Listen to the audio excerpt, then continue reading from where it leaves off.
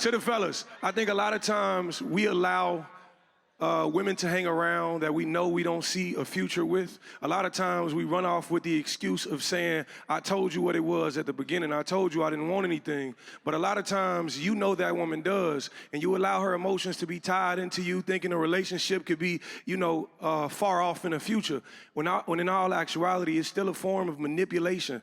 You're manipulating her emotionally and saying, hey, I left this door open for you to fill this role, but again, I told you this role wasn't available. If I make you feel like my wife every day, and in a moment I'm supposed to engage or say, will you be my girlfriend? I don't.